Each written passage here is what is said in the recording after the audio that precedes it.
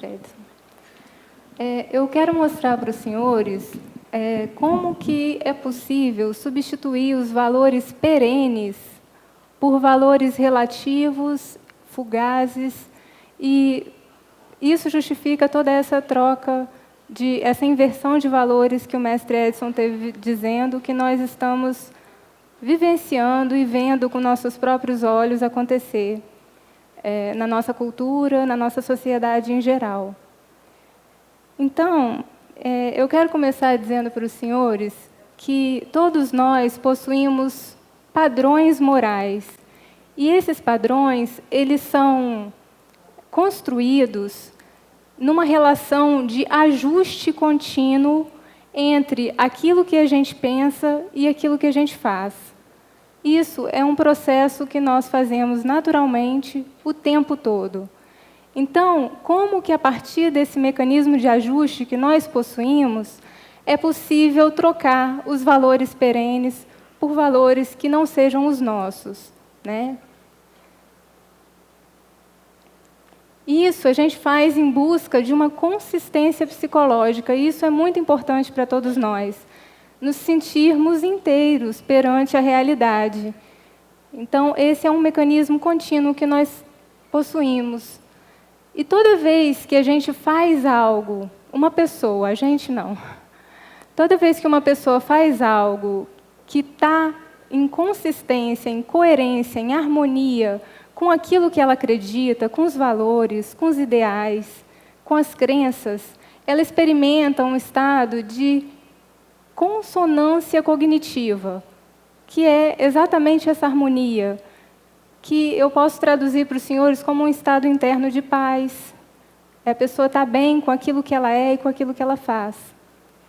Do contrário, todas as vezes que uma pessoa tem uma atitude que não está em consonância com os seus próprios valores e com aquilo que ela acredita, ela experimenta necessariamente um estado de dissonância cognitiva, que é quando tem dois elementos em contradição. Aquela ação que ela realizou e aquele valor que ela possui, que ela detém. Estando a pessoa num estado de dissonância cognitiva, ela experimenta um extremo desconforto e uma necessidade de voltar ao estado de consonância. Esse desconforto ele também faz com que a pessoa queira evitar ativamente qualquer situação que possa fazer esse desconforto aumentar. Então, quando uma pessoa experimenta o estado de dissonância, ela tem algumas formas de sair desse estado. Uma dessas formas é, se ela manifestou uma ação contrária aos valores que ela possui, ela pode mudar o comportamento e passar a realizar ações que tenham consonância com aqueles valores e com aquilo que ela acredita. Isso é o mais necessário que nós poderemos fazer, a melhor opção que nós temos quando experimentamos um estado de dissonância. É quando a gente identifica em nós um erro e procura corrigir, e procura modificar aquilo de forma a não passar por aquela situação de novo. Mas existem outras opções, e essas outras opções é que são as opções perigosas, que estão sujeitas a proporcionar uma mudança de valores. Uma outra opção é a pessoa justificar aquela ação que não está em consonância com os valores, com os bons valores que a pessoa tem, acrescentando outras informações. Não, mas eu fiz isso porque a pessoa mereceu, ou então eu mereço me dar esse direito de vez em quando.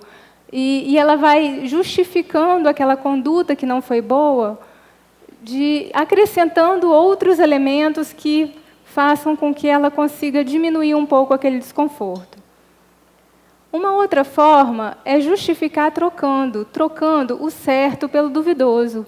Então, num estado de dissonância, nesse desconforto, está sujeita a pessoa trocar. Como ela não pode mudar o que ela fez, em vez de entrar em consonância com o valor que ela tem, ela fica consonante com a ação e modifica o valor. E ela troca aquele valor que ela tem por um outro valor que se adeque com aquela ação que ela realizou. E uma outra forma ainda é negando ou ignorando aquilo que a pessoa sabe. E com isso, a pessoa vai deixando de ter uma face e passa a vestir uma máscara, porque ela começa a se transformar e passa a agir de uma forma diferente daquilo que ela costuma ser. Isso é uma coisa que estamos todos sujeitos, né? E como eu disse, existem opções seguras e existem essas outras opções que muitas vezes as pessoas diminuem o desconforto dessas outras formas sem sequer se dar conta do que estão fazendo. E quando vão ver, aí a retidão já passou, né? Porque a pessoa já mudou, ela já não se reconhece mais naqueles valores que ela tinha. Então, para ilustrar, né, para eu mostrar para os senhores da onde que eu estou tirando isso, que eu estou dizendo, eu vou trazer para os senhores alguns experimentos psicossociais que foram realizados num ambiente de laboratório controlado por alguns pesquisadores da área da psicologia social e tinham exatamente o objetivo de causar dissonância cognitiva nas pessoas e ver como elas reagiriam e o que elas pensariam da reação que elas tiveram. Isso foi feito de forma exaustiva por alguns pesquisadores e foi reproduzido em muitos países, sempre com resultados muito semelhantes. Por isso eu digo que se trata realmente de um funcionamento humano, de uma forma como nós humanos funcionamos perante a realidade. O primeiro experimento que eu vou trazer para os senhores, imaginem que uma pessoa está sendo testada por um pesquisador no meio de um grupo social que, na verdade, são todos cúmplices do experimento. Aquela setinha indica quem é o sujeito que está realmente sendo testado. E o pesquisador, de nome Ash, ele colocou a pessoa nessa situação e ele propôs uma tarefa muito simples. A tarefa consistia em olhar essas duas lâminas e comparar a reta da primeira lâmina com as 3 retas da segunda e dizer simplesmente qual era a opção igual à lâmina da primeira, a primeira lâmina. Muito simples, é uma atividade puramente perceptual, basta até uma criança pequena talvez seja capaz de fazer. Só que ele combinava com todos os cúmplices do experimento a dar a resposta errada. Então, a resposta certa sendo a letra C, ele combinava com todos que a resposta era A. E aí todos respondiam antes do sujeito testado. E quando chegar na vez do o sujeito que estava sendo testado, no início ele dizia a resposta correta porque ele estava vendo diante dos olhos dele qual era a resposta correta. Mas com o passar do tempo, e isso foram feitas algumas rodadas, algumas lâminas foram sendo mostradas, e sempre o grupo dando a resposta errada, com o passar do tempo, algumas pessoas começaram a dar a mesma resposta errada dos demais. Então, elas mudaram a opinião delas para se conformar à opinião da maioria. E depois desse teste, o pesquisador perguntava para esse sujeito por que ele havia dado a resposta errada. E alguns deram a resposta errada simplesmente porque eles não queriam sofrer o constrangimento de ser o diferente no meio dos outros. Mas eles continuavam sabendo intimamente qual era a resposta correta. Outros simplesmente sofriam um processo chamado de distorção cognitiva. Eles duvidavam daquilo que a percepção deles estava dizendo a eles, para achar que se a maioria estava vendo daquela forma, então aquela deveria ser realmente a forma correta. Então, toda vez que uma pessoa deixa de acreditar naquilo que seus próprios olhos veem, naquilo que seu coração diz, que seus valores lhe dizem, para não desagradar outras pessoas ou para agradar outras pessoas, a gente tem uma situação muito perigosa, porque está sujeita a pessoa realmente, com o passar do tempo, passar a acreditar naquilo que ela sabe não ser verdadeiro, inicialmente, que ela sabia inicialmente que não era verdadeiro. Então, esse é o experimento de conformação à maioria. Eu quero só dar para os senhores uma informação que a minoria, ela também consegue ter esse poder de influenciar, esse poder normativo de influenciar, desde que ela comece a repetir sistematicamente as suas ideias com o apoio de outros membros desse mesmo grupo minoritário. Isso foi uma outra pesquisa de um outro pesquisador chamado Moscovici, mas eu acho importante dizer que não só a maioria consegue influenciar as pessoas, mas a minoria também, de acordo com esse processo que eu estive explicando para os senhores. Agora eu quero convidar ao palco alguns colegas que nós vamos fazer uma apresentação de um experimento, porque ele não é um experimento muito simples, mas ele é um experimento muito importante e foi muito estudado, e ele revela algumas coisas que nós precisamos trazer aqui agora, nesse momento. Eu quero convidar a Isabela, o Tiago, a Tatiana. Ok.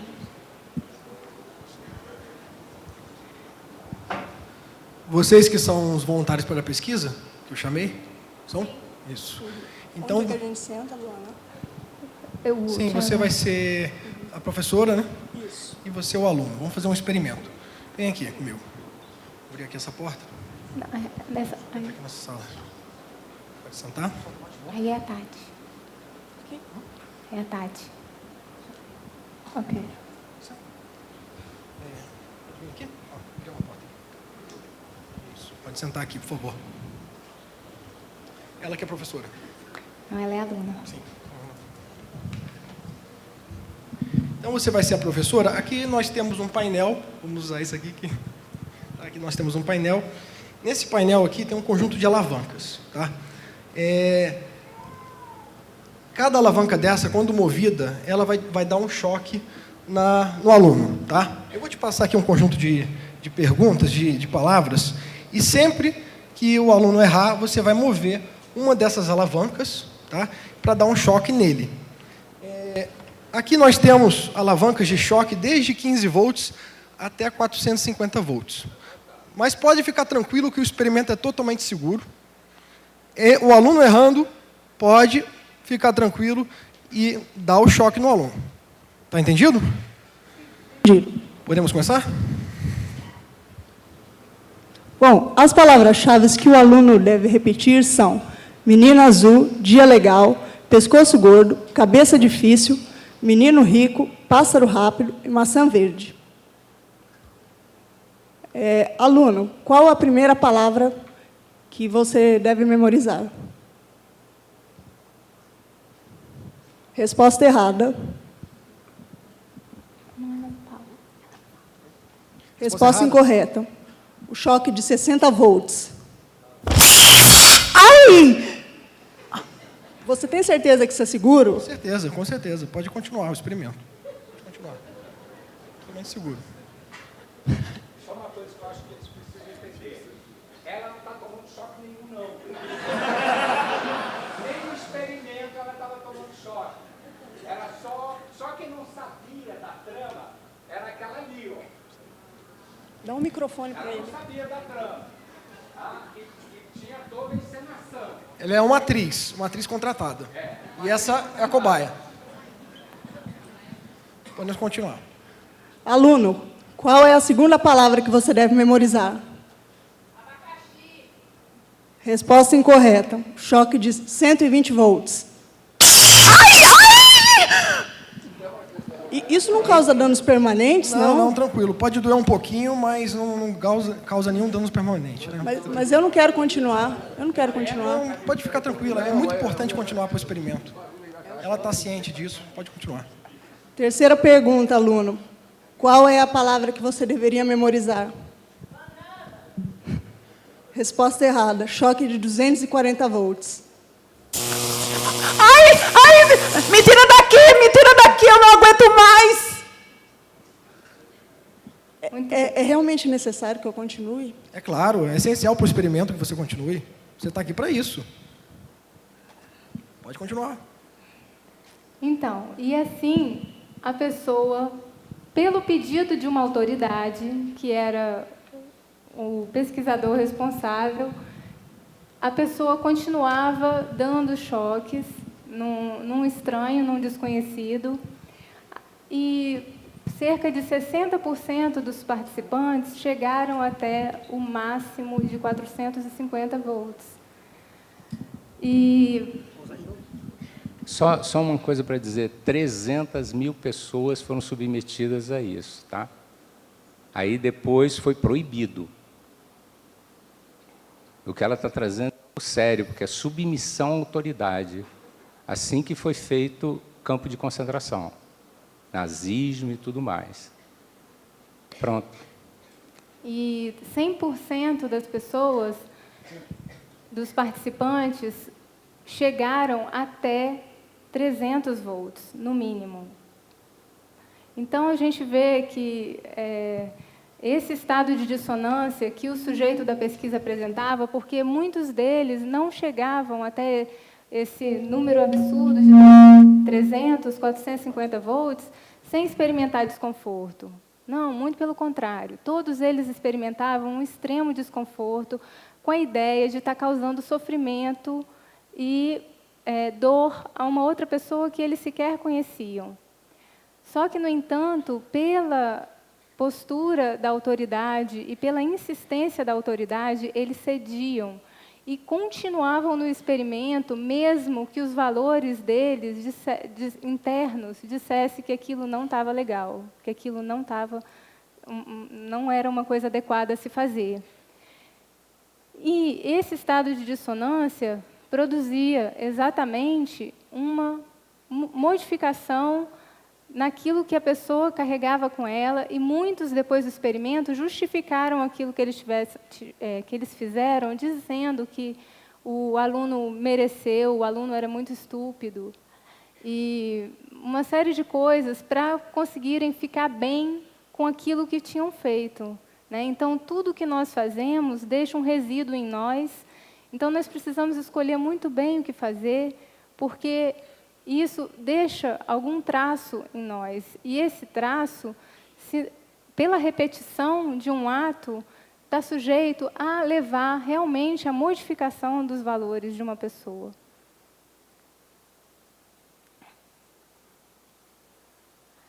E nesse experimento também nós podemos observar algumas coisas, né?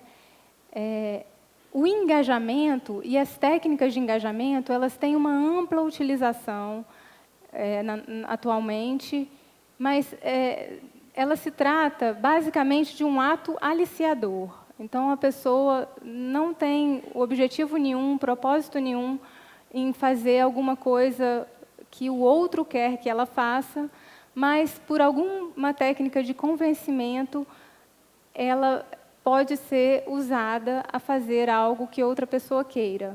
Então, dentro desse próprio experimento, né, a pessoa que chegava lá para participar, ela começava dando um choque de apenas 15 volts. E essa escalada, né, do mal, ela aumentava cada vez que a pessoa errava, ia dando um choque maior. Se a gente perguntasse para aquele sujeito se ele queria dar um choque de 300 volts num desconhecido, provavelmente ele falaria, não, eu não quero participar dessa pesquisa. Mas, pelo fato de ter começado com 15 e aumentado gradualmente, a pessoa chegou até esses limites impensáveis, né, de proporcionar um choque elétrico de alta voltagem num desconhecido por um propósito de aprendizagem, né, supostamente aprendizagem. Então, de um pequeno ato, uma pessoa pode ser levada a atos maiores. Então, nós temos que ter cuidado com isso, com pequenas coisas que nós aceitamos, que nós estamos sujeitos a aceitar, já nos torna mais propensos a aceitar outras coisas maiores.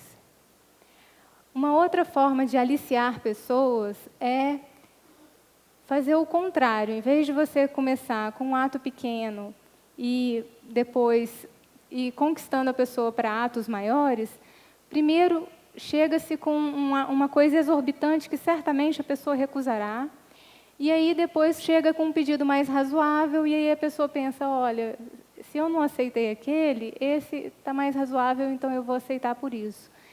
Isso é uma outra forma de aliciar pessoas, que também nós devemos ter muito cuidado. E uma outra forma de aliciar é omitindo alguns detalhes. Então, o sujeito da pesquisa, ele chegou lá para fazer um teste sobre aprendizagem, mas ele não sabia exatamente como que ia ser. E quando ele chegou lá, ele descobriu que ele ia ter que dar um choque, e que esse choque ia aumentando.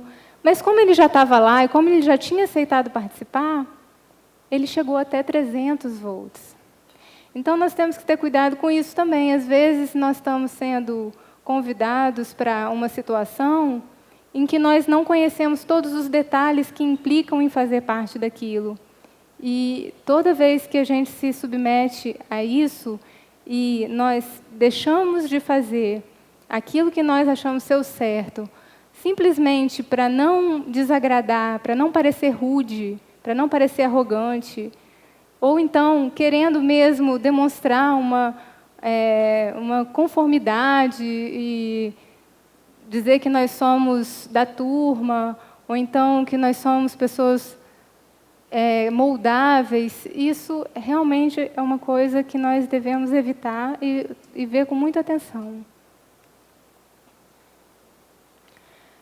Por quê? Porque essas técnicas de manipulação, elas dão a sensação de que a pessoa está fazendo as escolhas livremente, porque não tem ninguém obrigando a pessoa a fazer.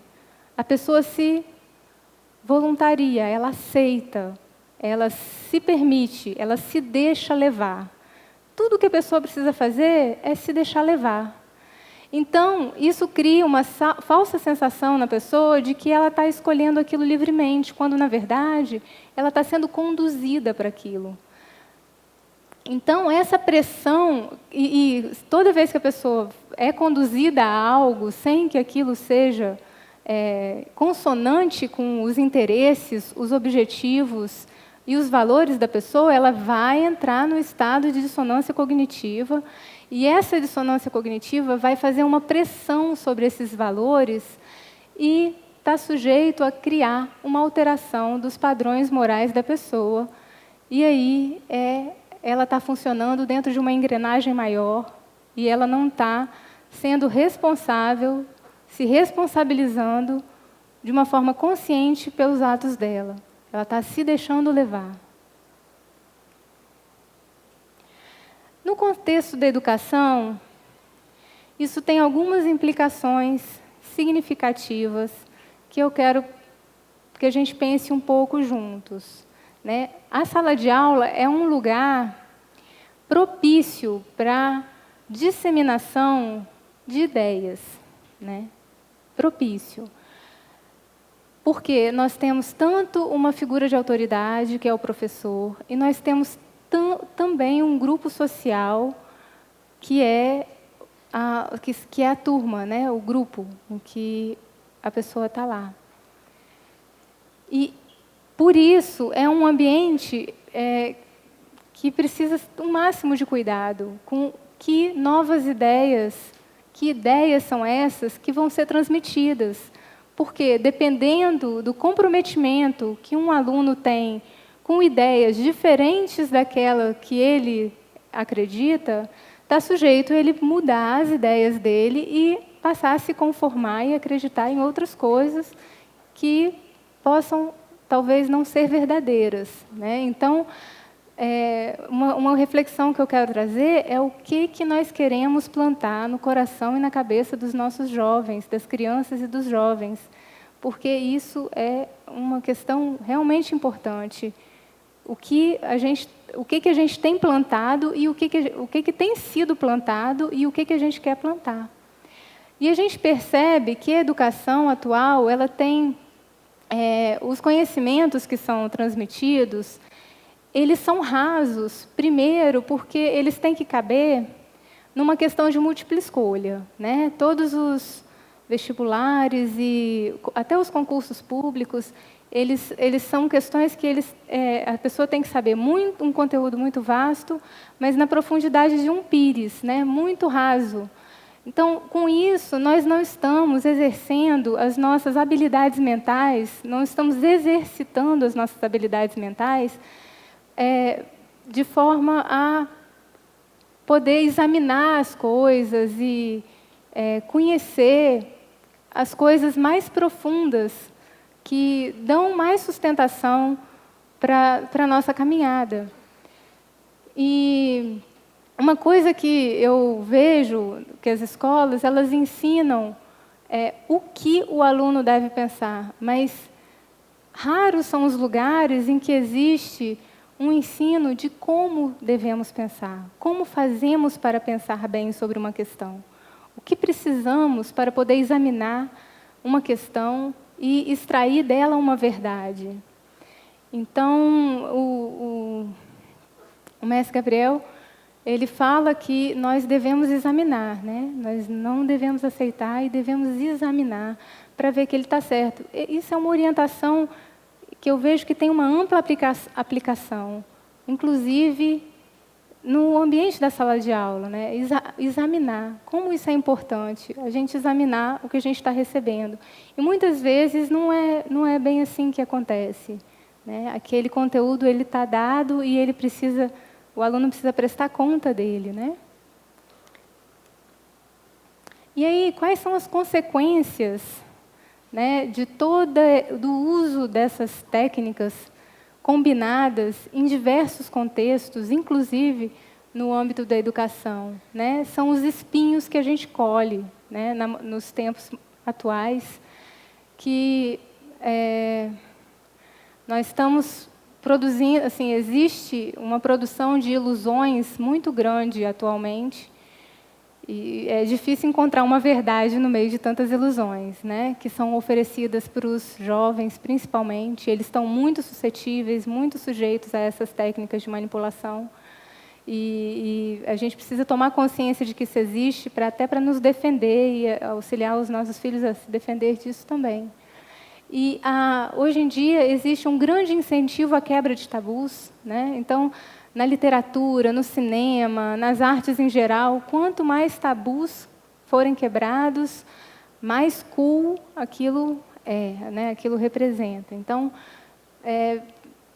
um culto muito grande à novidade. Então, assim, não importa o que seja, só por ser uma novidade já é boa, né? Então, como assim? Vamos examinar que novidade é essa, né? Como que a gente vem aceitando as novidades, né, e querendo sempre, ávido pelas novidades, e deixando as tradições de lado, né? Deixando de lado as tradições, deixando de lado coisas importantes.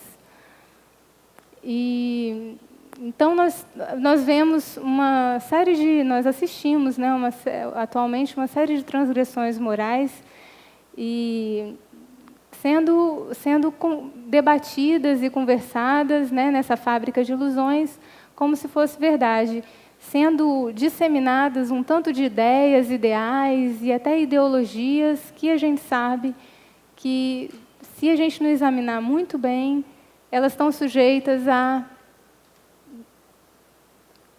aliciar, né, a cabeça de pessoas, né, e de pessoas importantes para nós, que são os nossos filhos. Mas eu quero trazer também algumas coisas que eu considero bem importantes a gente pensar diante de tudo isso, né? A primeira é que conhecimento é poder e são as lacunas no conhecimento que criam vulnerabilidade. Então, quanto mais a gente conhecer, quanto mais a gente estudar, quanto mais a gente construir um conhecimento sólido a respeito da vida e da realidade, menos vulneráveis nós estaremos diante desse assédio de manipulação, de aliciamento e de todas essas técnicas que, como o mestre Edson disse, são usadas com finalidades e propósitos específicos, né, atualmente. E tem uma palavra do mestre Pernambuco que diz: é estudo pelo estudo. Né? Então, é isso que eu quero trazer essa reflexão. Nós precisamos estudar, aprender e conhecer para construir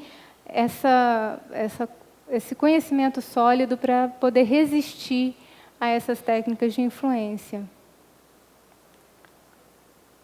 E eu também quero dizer para os senhores que a dissonância cognitiva que eu falei, que é aquela incoerência, né? Ela só modifica aquilo que não está bem enraizado.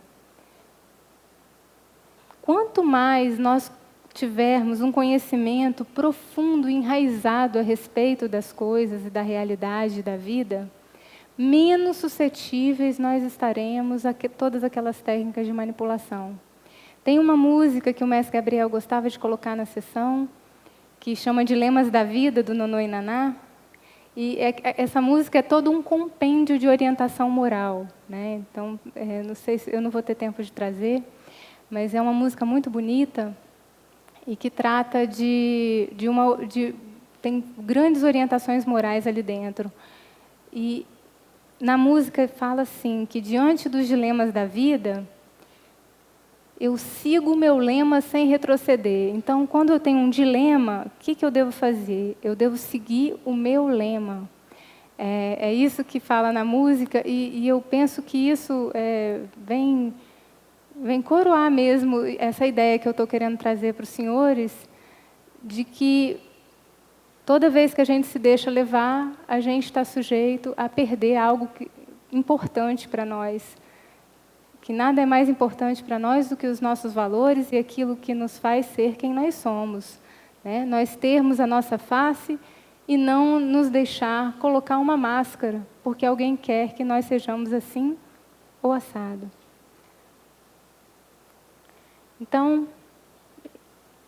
enraizar esse conhecimento, um conhecimento profundo, ele é um conhecimento mais seguro, que nos instrumentaliza melhor para poder resistir e não ceder diante nem da maioria, nem das autoridades, nem do que quer que seja. Né? Nós podermos ser quem nós somos verdadeiramente. E então, assim, para finalizar, eu acredito que o que nós precisamos, né, nesse momento em que está sendo pensado uma escola, é de ferramentas e recursos que nos instrumentalizem, porque pense que nós estamos numa cultura, né, a cultura deveria ser um lugar onde nós deveríamos poder ancorar a nossa necessidade de aperfeiçoamento e desenvolvimento. Isso deveria ser a cultura. Um lugar que nos auxiliasse nessa tarefa de nos aperfeiçoar e nos desenvolver. Mas a cultura que nós vemos, que nós estamos vivendo hoje, ela geralmente é um estorvo para o nosso próprio desenvolvimento. Ela acaba atrapalhando o nosso próprio desenvolvimento, pela forma como ela está sendo conduzida e disseminada. Então, nós precisamos de ferramentas que possam desenvolver tanto as nossas habilidades intelectuais, né, os nossos recursos, a prática do exame, do raciocínio, do discernimento, da clareza. Né? Nós precisamos desenvolver isso. E também nós precisamos desenvolver os nossos valores morais, porque sem isso, né, só o intelecto também não é suficiente. Então, em busca dessas ferramentas que eu acredito que nós estamos aqui reunidos, e eu desejo para nós um bom encontro dentro do símbolo da luz, da paz e do amor. Muito grata a todos pela atenção.